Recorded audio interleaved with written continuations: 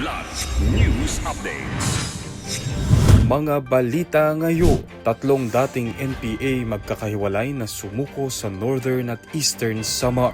Sa Day 5 ng impeachment trial, testimonya ng NBI official sinuri ng mga senator judge. VP Sara iginiit na hindi napatunayan sa impeachment court ang mga reklamo laban sa kanya. Presidential citation kay Alex Ayala iginawad ng palasyo. Ako po si Cesar Soriano para ihatid ang nangungunang mga balita sa buong kapuluan ngayon. Magkakasunod na sumuko ang ilang miyembro ng Communist Terrorist Group o CTG sa mga otoridad sa nakalipas na araw bilang bahagi ng pinaigting na kampanya ng Police Regional Office 8 o PRO-8 kontra insurensiya sa Eastern Visayas. Noong Hulyo 10, kusang sumuko si alias Tony, 30 anyos na magsasaka at residente ng Victoria, Northern Samar. Ayon sa pulisya, si alias Tony ay isang unit militia member na nasa ilalim ng pamumuno ni alias Norme. Noong Hulyo 11, sumuko rin si alias Vincent, 27 anyos na magsasaka at residente ng Selvino Lubos, Northern Samar na umano'y nasa ilalim naman ng pamumuno ni alias Dodo.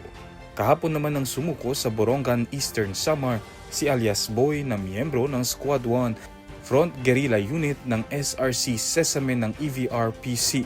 Pawang sa ilalim sa dokumentasyon, assessment at ihahanda para sa Enhanced Comprehensive Local Integration Program o ECLIP ang mga nagsisukong rebelde.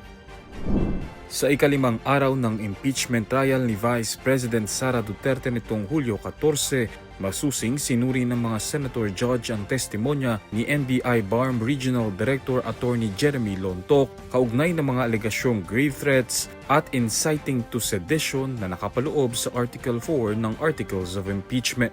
Nagpatuloy ang kampo ng depensa sa kanilang cross-examination kay Lontok habang nagsagawa naman ng redirect examination ng prosecution panel matapos ang pagtatanong ng mga senador. Kaugnay nito, iginiit ni Duterte na hindi umano napatunayan ng impeachment complaint ang mga alegasyon laban sa kanya. Ayon sa Vice Presidente, ipinakita sa pagdinig na kulang sa ebidensya ang mga paratang at na ang proseso ng impeachment ay dapat nakabatay sa mapagkakatiwalaang katibayan at mga napatunayang katotohanan. Samantala, ipinaalam ng House Prosecution Panel sa Impeachment Court na hindi na nila iaharap bilang mga saksi sina OVP Chief of Staff Attorney Zuleika Lopez at Legislative Security Bureau Executive Director Belinda Bello.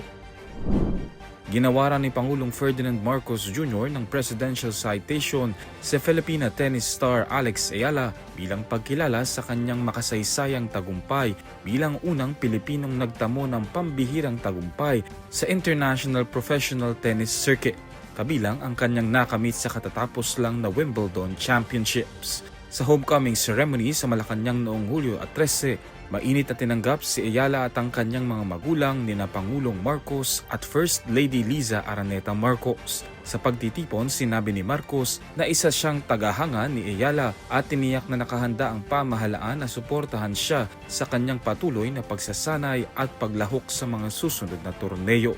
Nagpasalamat naman si Ayala sa pagkilalang ipinagkaloob sa kanya at sinabing ipinagmamalaki niya ang pagiging Pilipino.